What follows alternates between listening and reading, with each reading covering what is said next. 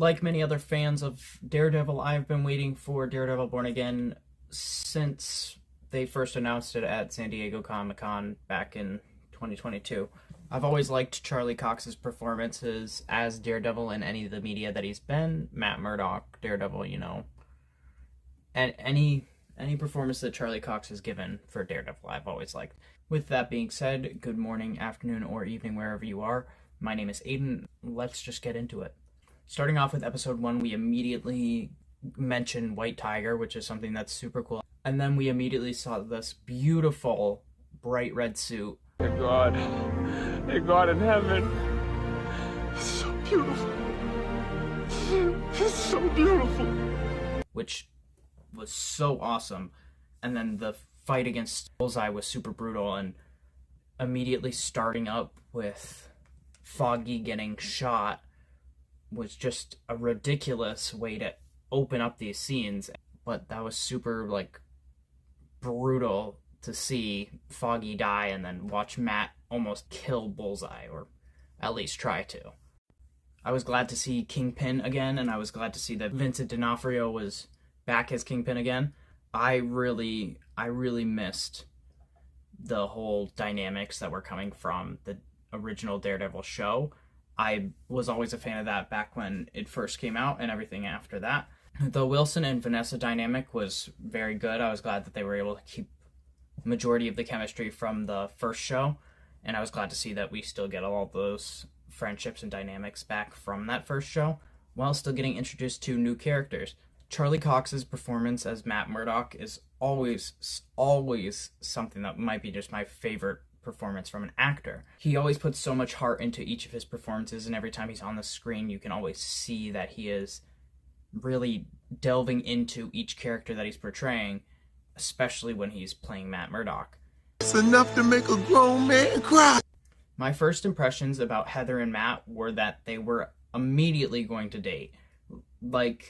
As soon as they first walked in, they realized, oh, we were being set up for this. I knew. That's such a basic trope. I knew it was going to happen immediately.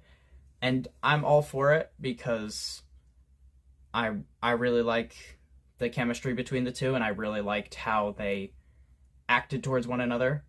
But it was kind of crazy to me to think that so many people could elect just a blatant criminal, not even hiding. And then I realized that we did that already. We did that in real life. So comic books are coming to life, and humans are stupid. Sorry. Not everybody's stupid. It's been a bad couple of months, okay, guys? I liked seeing Fisk and Matt's chemistry. They still had all of that chemistry back from the original show, and seeing D'Onofrio and Cox still be able to play off each other like they used to, it really did seem like they were frenemies, where they're coming back from having all that tension of being enemies, but still having a mutual respect for one another in the business. A little more with Fisk having respect for Matt, and Matt really just waiting for him to slip up. The progression of the events in this show seemed pretty fast, based off of just this first episode, but I'm wondering how much it'll really affect the story, or if it'll affect it at all. I mean, within the first episode, we see Heather and Matt meet for the first time, and then by the end of the episode, they're basically dating, and then in the beginning of the episode, we see that Fisk has really just immediately, after announcing his candidacy for mayor, he's just pretty much immediately elected, which it was an hour-long episode. I guess it's not a super fast progression of events, but I just thought it would happen in episode 2 or something like that. That end scene where Matt and Fisk are staring off against each other, I thought was phenomenal. I thought they did really well with that, and it really shows how much Matt was affected by Foggy's death and why he needed to hang up his cowl for a little while. But Hell's Kitchen really needs its Daredevil back. I feel like it won't be the same if we don't have Daredevil coming back and beating the hell out of these criminals. In the intro scene to episode 2, we are immediately referenced Punisher, Spider-Man, and Daredevil again, obviously, which you've got to just love it. Like, I know they can't do a Spider-Man crossover right now because of the whole problem with Sony being whiny about the rights to it.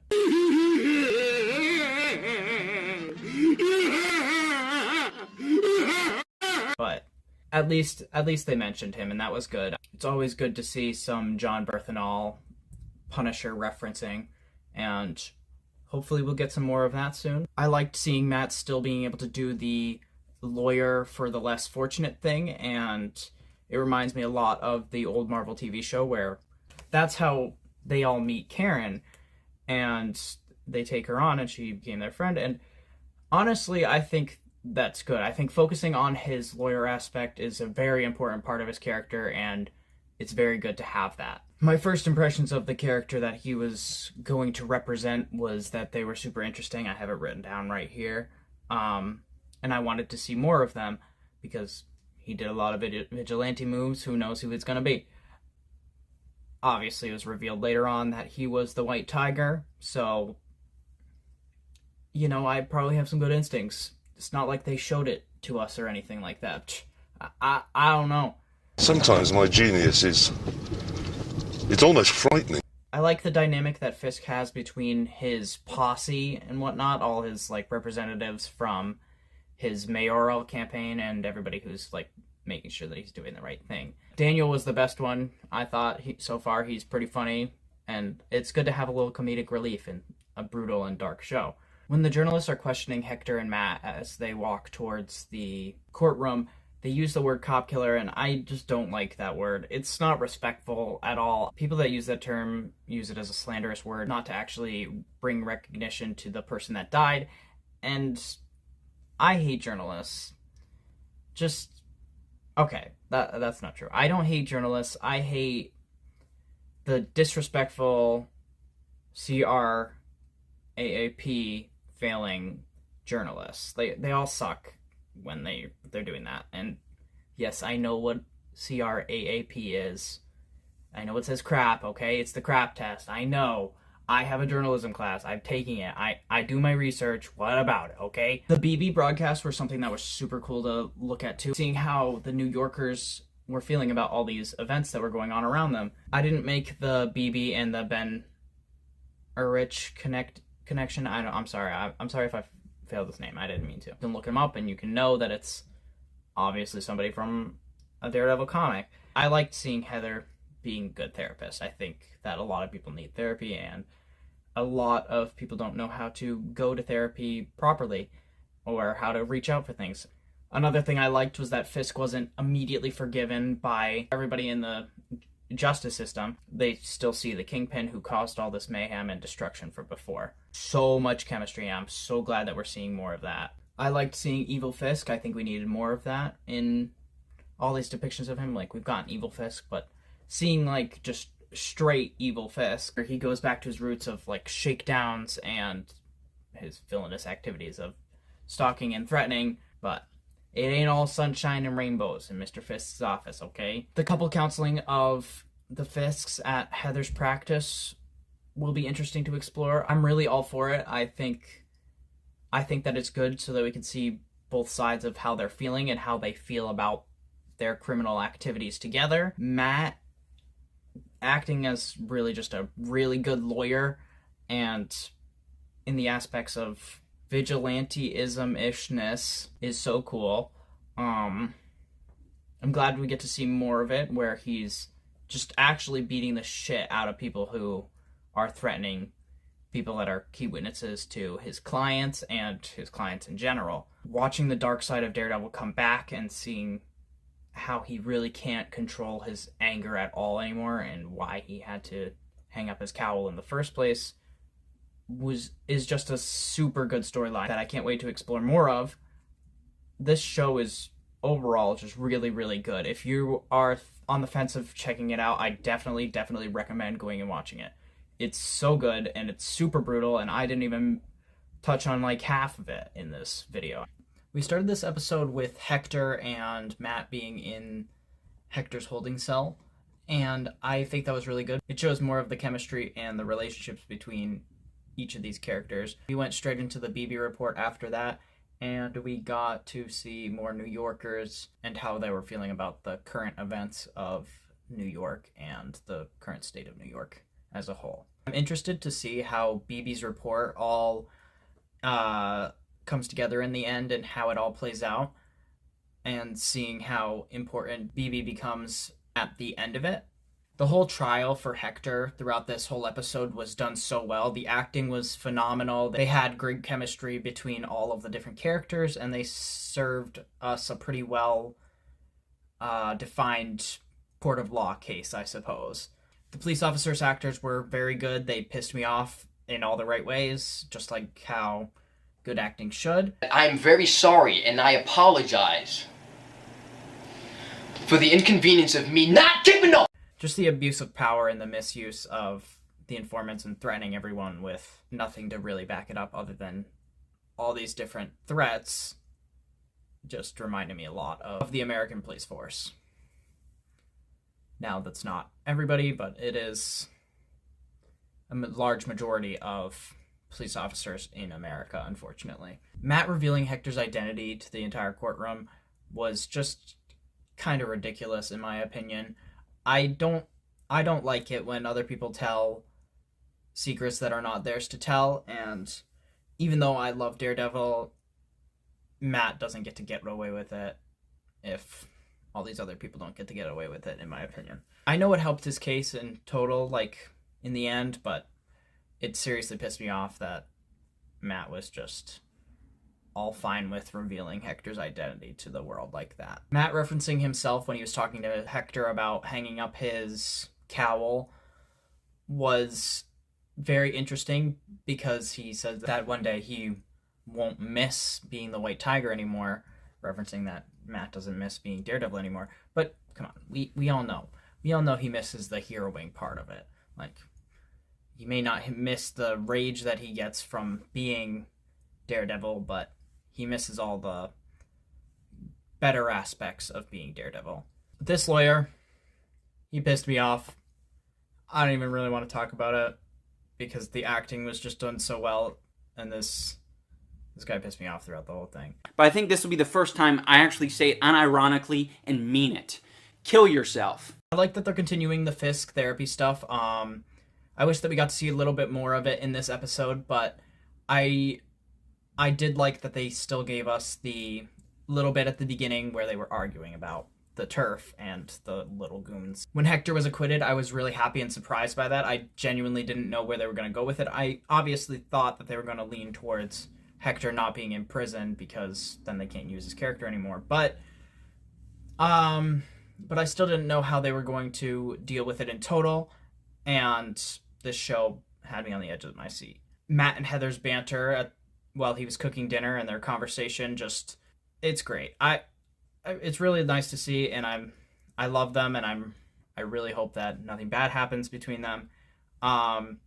And I'm not going to spoil it for myself, so if I see anybody spoiling anything in the comments, I will delete your comment, and then I will go cry. I also liked Fisk being all angry about the fact that Hector was acquitted, and basically just spreading all this propaganda against vigilantes, because they always expose all his bad deeds. And then this end scene, Hector getting shot out of nowhere was so unnecessary. Like, what the hell, Frank? Come on, you can do better than this. You didn't even ask any questions first, and I know that's your whole character, but come on, bro. You could at least ask a little bit of questions before you go in. Through his head. What the... God, bro. My God, bro. Oh, hell no, man. What the... So in my most recent video, I talk a lot about Daredevil, and I mentioned that I hate Frank because of him, because of what the Punisher did to White Tiger, but I wanted to clarify that I know it's probably not him, and that it's probably one of those cops that was using a symbol and whatnot.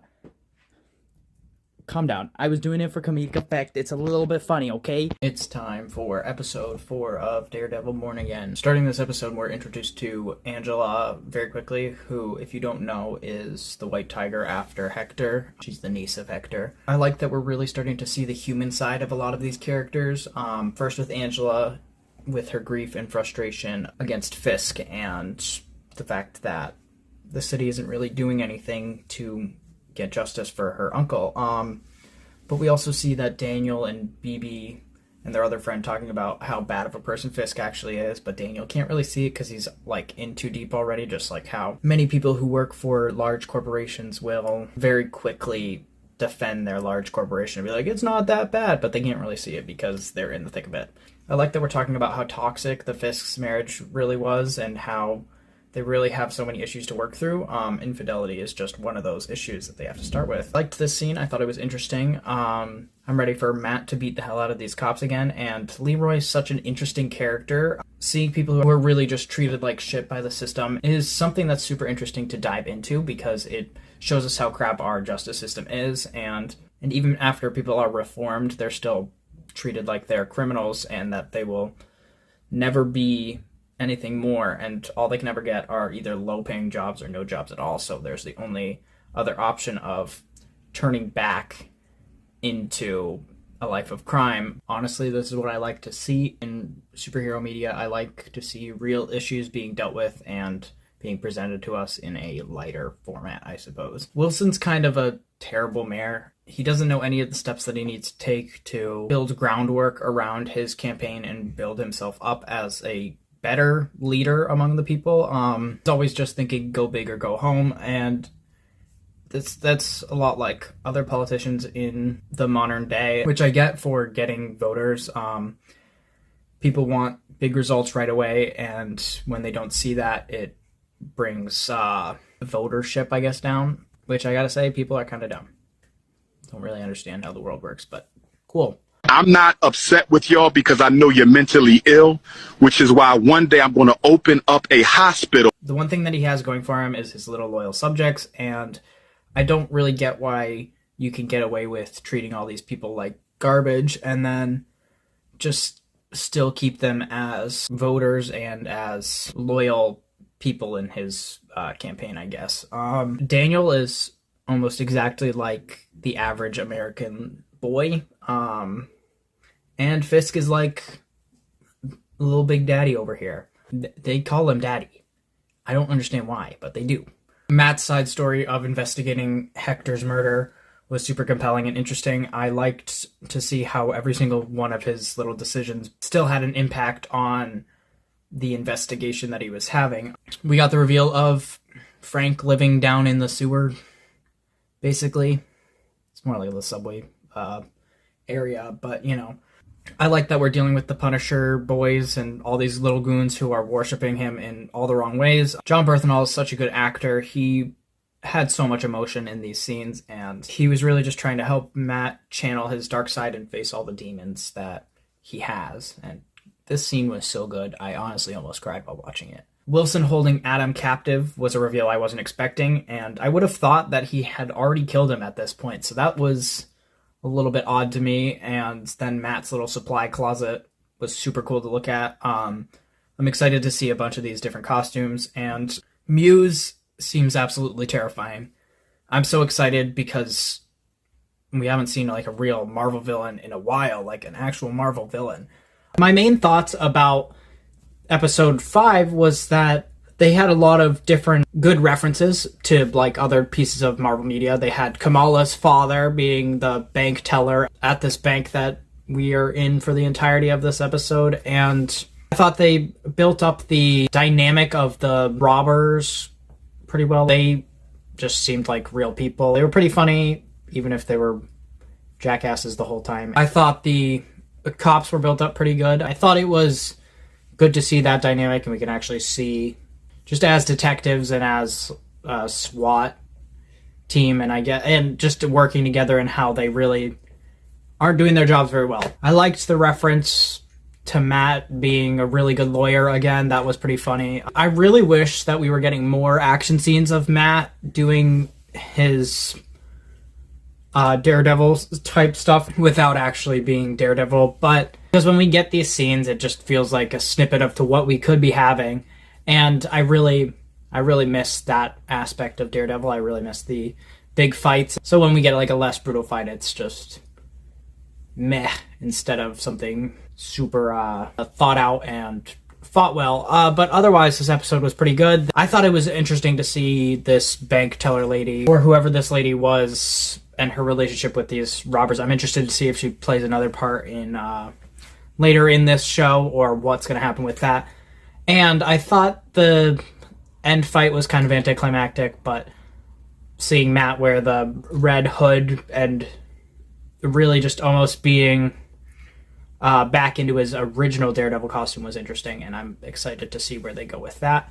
And I really just want to see him get back into his Daredevil-ness in general. This really just kind of felt like a filler episode, just to kind of like build some of the world around here, but it didn't really contribute much to the story. We spent most of the story inside this bank, and it just didn't really do much for the story, so it was kind of a meh episode. But on to the next episode.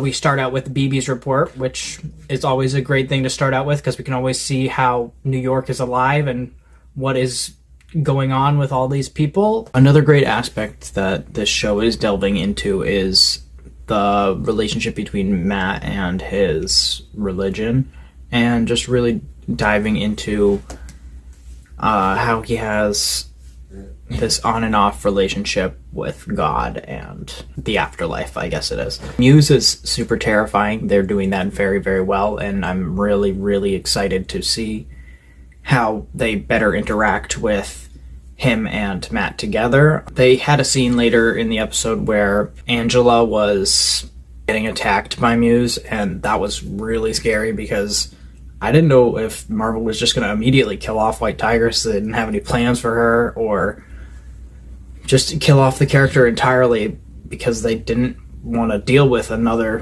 superhero in New York. And that just would have been a bad decision. I was very scared that they were going to do that, but of course they didn't. The subplots with Fisk this episode were less interesting than they normally are. The Fisk stuff in this episode really just highlighted that he was going around and controlling everything from the shadows, and really just putting on a brave face for everybody who voted for him, and he didn't actually believe anything that he preached. He just was trying to get all these people to see that, oh, you did this one good thing, and now that means you're a good person, which is not true at all.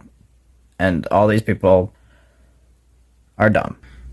Him and Vanessa's advancing relationship was pretty good to see, but other than that, there's not much to say there. We finally saw Matt get back into his Daredevil suit, which was awesome, and that fight against Muse was insane. They did so well with not forgetting how Matt really moves in the Daredevil suit and how acrobatic he can be. I was so glad to see that he finally was moving out of just the vigilante aspect and going back into being Daredevil again. Oh my god, bro, it's dick riding all you do? So it seemed like that last episode, since it was so boring, it was really just setting up for this much bigger episode that had so many other subplots, and I didn't talk about all of it here, but they really set up well with the last episode being such a filler, short, not really important episode. There was a parallel at the end of this episode that showed Matt and Fisk together, both in the light finally. Matt's obviously in his Daredevil costume, and Fisk is just beat up the guy that was having an affair with his wife, Adam.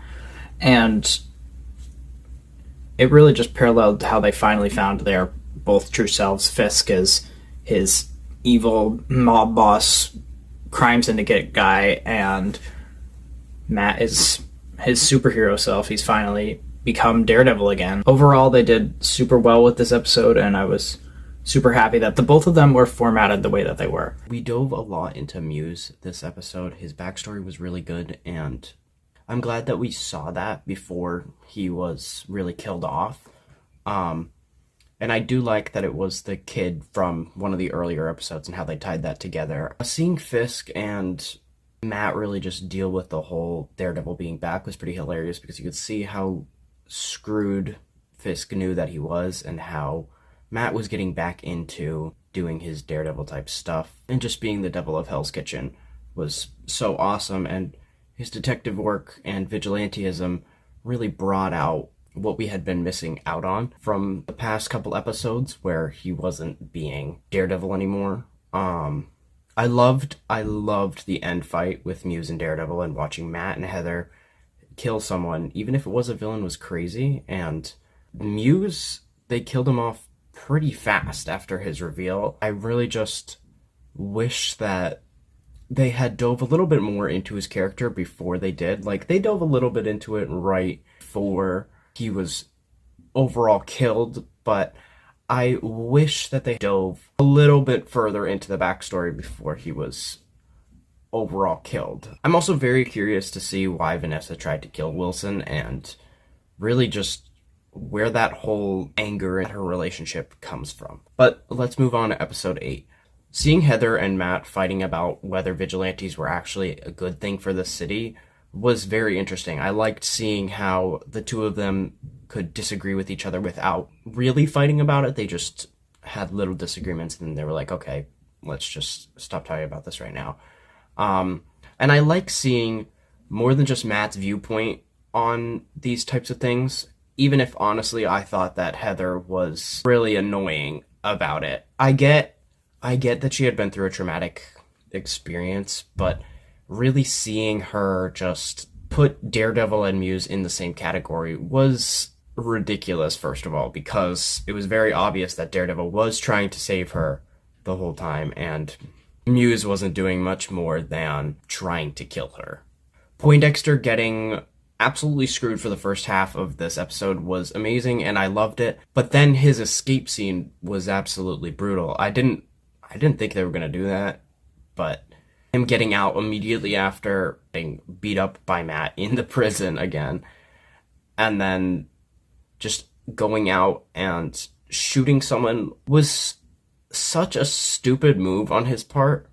He didn't even get a chance to be free or do anything else. He just immediately tried to go and settle the score, and he wasn't even free for 5 minutes, and he was trying to kill people already. Speaking of killing people, Vanessa absolutely murked her ex-boyfriend or whatever it was just out of nowhere, and I didn't expect that at all.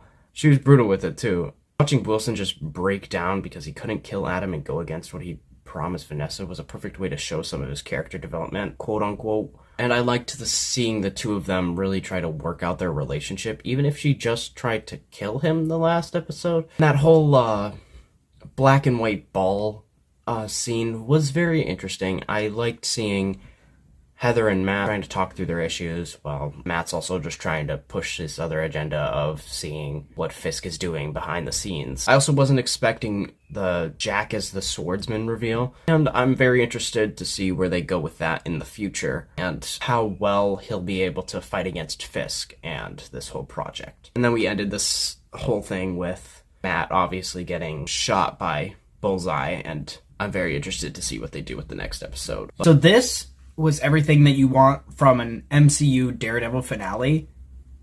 Well, almost everything. This finale had all the dynamics from the old show brought back from whatever happened between seasons. We got Karen back as a behind-the-scenes helper, Frank as the Punisher again, and a beautiful dynamic duo fighting with pure rage, and Matt doing everything he can to stop Frank from crossing the line again, and again, and again, and again. We had gore, we had anger, we had Daredevil, we had Punisher, we had asshole cops, we had death. This was absolutely perfect. Wilson and Vanessa finally made up, like, in total, and they're, like, the real, complete king and queen of crime in New York, while also being the mayor and the first lady as well, which means that they now control all of the police, as well as the entire crime syndicate throughout New York. And oh my god, did they set this up perfectly for the next season. I cannot wait to see what they do in the future with all of this.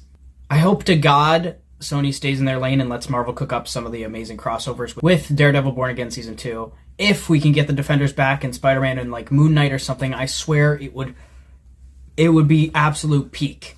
I promise it would be peak. This show was so good. I cannot wait for the next season.